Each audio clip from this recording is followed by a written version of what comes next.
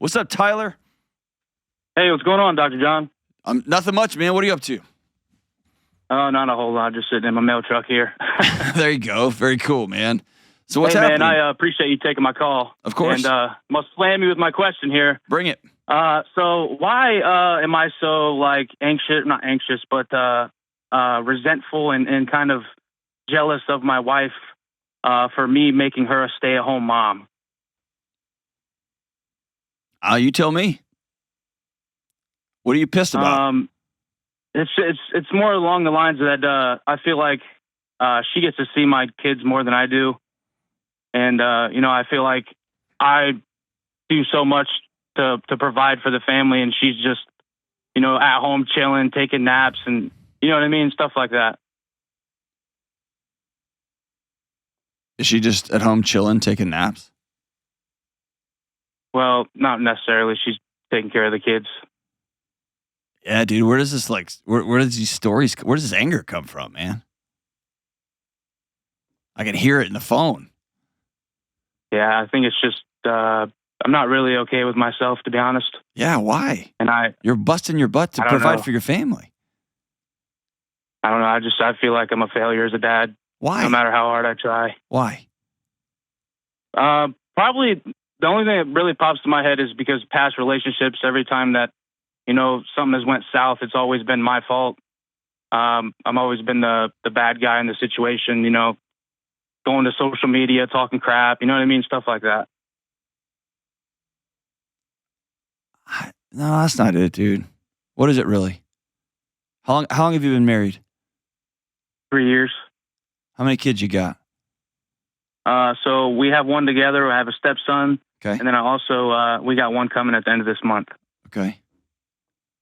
Are you broke? Yeah.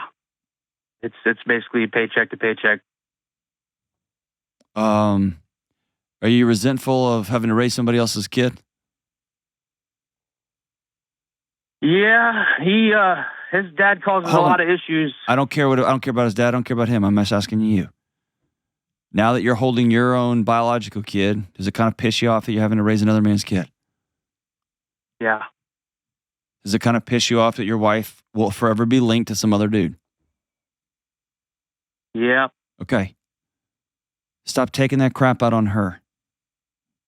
You chose this. You walked right into it. Stop. Okay? And you don't have enough power to make her stay at home.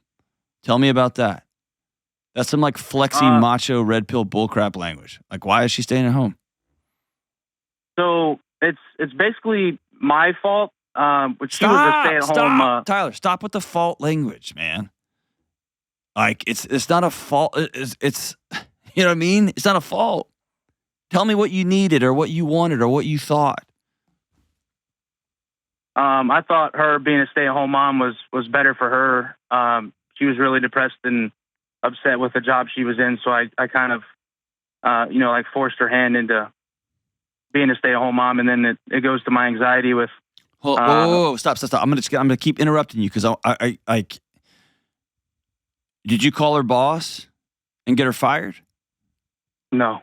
Did you say, hey, resigned. I will work a second or third or fourth job. We'll figure it out. I love you too much to see you hurt like this. I want you to stay at home. Yeah. Okay, you didn't force nothing. You said, I see you and you're hurting and I love you more than life itself and I'm going to figure something else out. Even though I'm not going to be able to sleep and I'm going to have to work a second and third job, I'm going to miss my kids. I love you more than that. That's not forcing her. Forcing is letting the air out of her tires so she can't drive to work till she gets fired. Fair?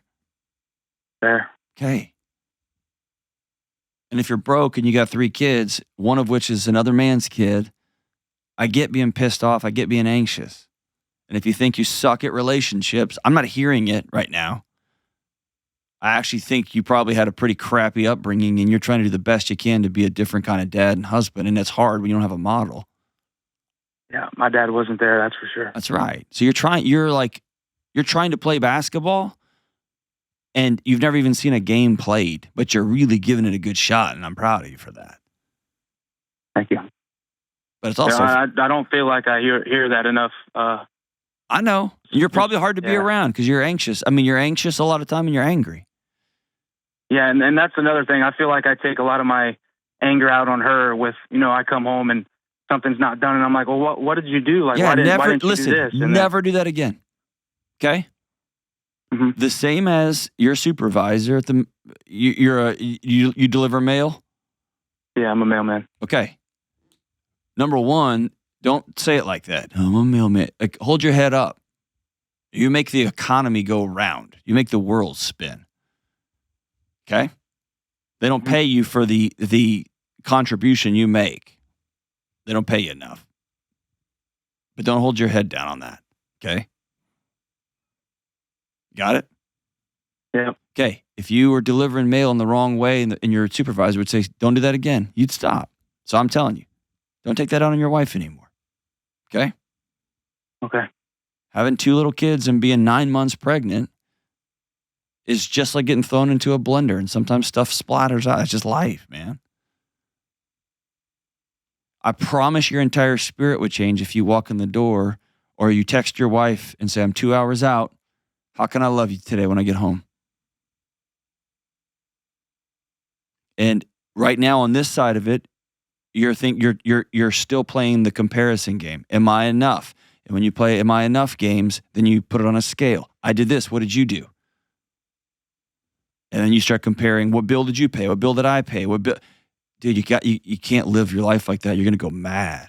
You're just going to be a ball of rage. And then you know what you're going to do? You're going to try to solve the rage, and you're going to leave.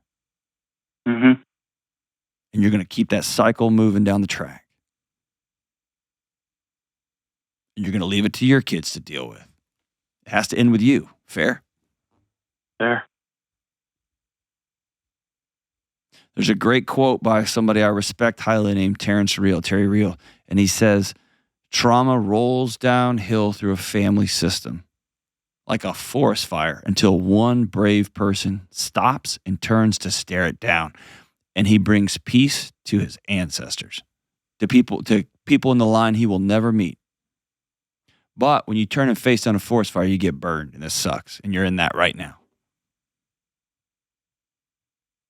But you're changing everything for your children and for your grandkids and your great-grandkids that your old man chickened out and didn't give you. Fair? Fair. Okay.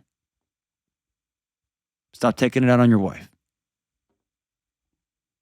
Ask the exhausting, frustrating, terrifying question 2 hours out. I'm going to be home at 5. I'm going to be home at 6 tonight. How can I love you when I walk in the door? You don't know what kind of day she's had? Cool. And hopefully you get to a point where you say, I would mean the world to me if you asked me, how can you love me? Fair? Fair. And by the way, bro, you've been married for 3 years and y'all have never had a night by yourselves, have you?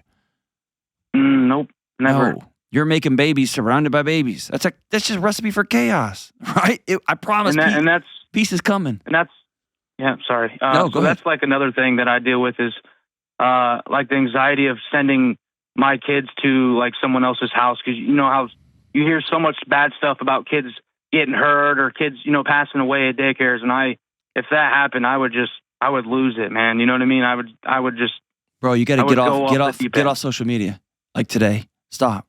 You're making yourself mad. If kids were passing away en masse in daycare centers, we would all have, there'd be issues. They're not. The media is deciding to report every single negative thing, yada, yada, yada, yada, yada, right? Mm-hmm. And y'all made the choice. Hey, for this season, we're going to have 3 teeny tiny kids. Wife's going to stay at home. And that means for a season, 1 year, 2 year, 3 years, you are going to just be hitting the streets making money. Is that fun? No. Does that suck? Yes. Is that what we all signed up for? Absolutely. We're the ones that made kids. Okay? And there's going to be a magic moment when your last kid suddenly takes himself to the bathroom or herself to the bathroom, and you're going to feel like you got your life back.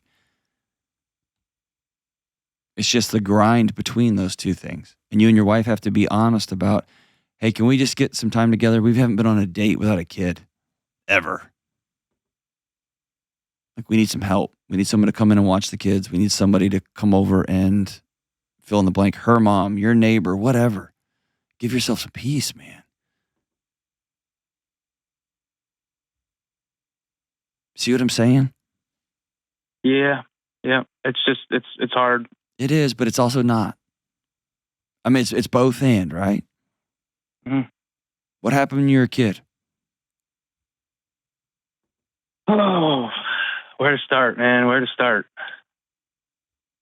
So basically, it was just single mom, right? Bouncing around house to house, living with my grandparents. Never knowing when the next meal was going to come. Watching my brothers get arrested, thrown in jail. Seeing my mom get beat up by men. You know, it's the whole thing. Yeah, dude. And then my dad blaming me for having to pay child support. That's right. And I don't ever want my kids to hurt like that. Okay.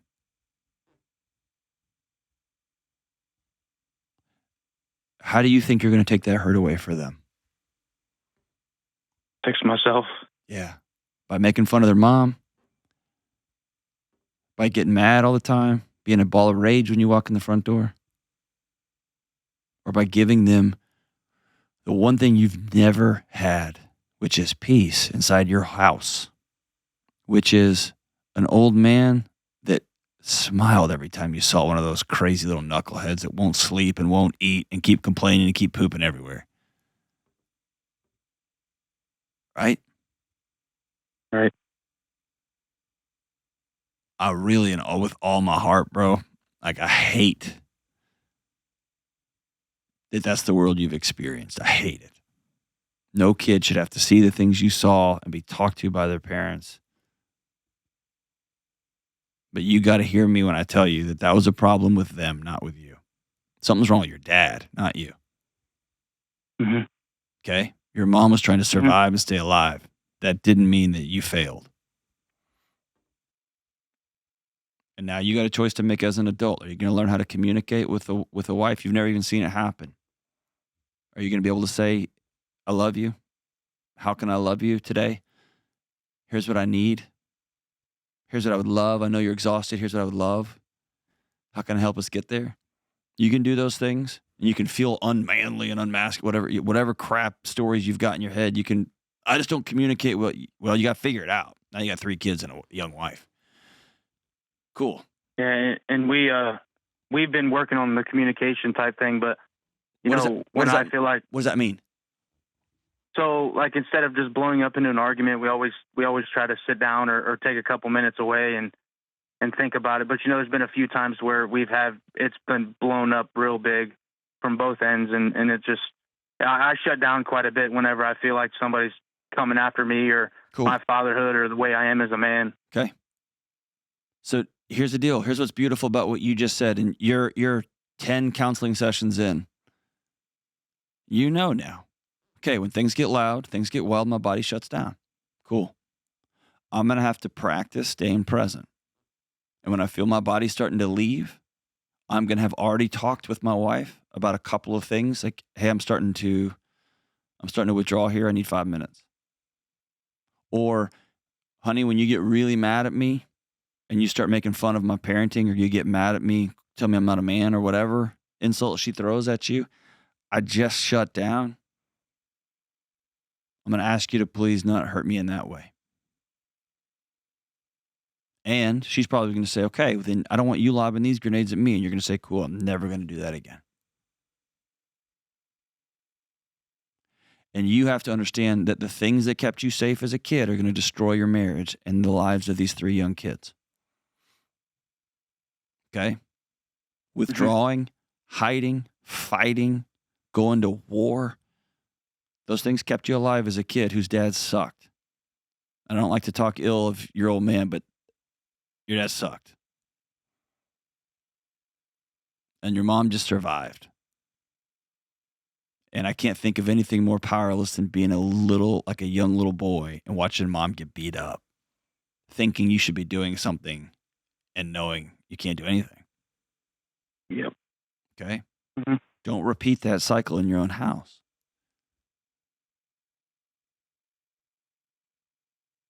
You're going to have to learn that your feelings don't tell the truth. Okay? And then you have to go do the next right thing regardless of how you feel.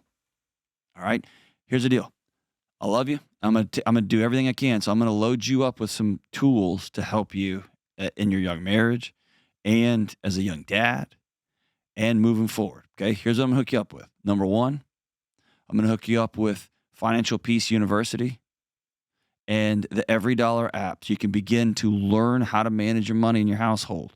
And you and your wife are going to do this together. And this is going to be a way y'all come together because you're going to have to talk about what you're scared about. You're going to have to talk about what your dreams are.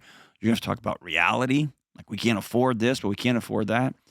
You're going to have to talk about how I got to get another job and another job on top of that until I get this debt paid off. So I figure this out. But it's a roadmap. And I want you to promise that you're going to watch all the videos and you're going to watch them together. You're going to come up with a map because it's a roadmap to peace. I'm also going to send you both of my best-selling books, Own Your Past, Change Your Future, about what happens when you grow up in a crap storm like you did and what you do next. When you want to do something different in your life, but you don't have the skills, you haven't even seen it, and Building an Unanxious Life. And I want that to be your roadmap for your home. We're going to build a house that is not anxious, that is peaceful, that I go home and my shoulders drop. Oh, thank God I'm home. And y'all have to build that. You've never seen it built. And I'm going to give you a roadmap to how to do that.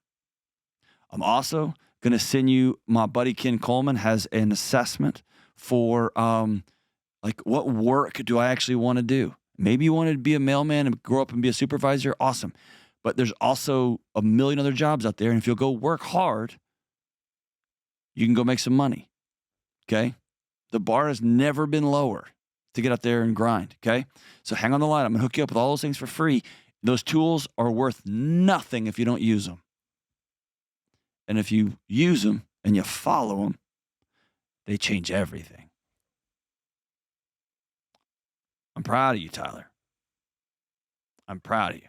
You're changing the oil on this thing while it's driving down the highway, and you're trying to make major changes in your family tree, and you're doing it. It's frustrating, and it's exhausting, and it's tiring, and it's lonely, and you're doing it. I'll be with you every step of the way. You call me anytime, brother. But this yelling at wife, this being frustrated with wife, we're going to make a choice that is over now.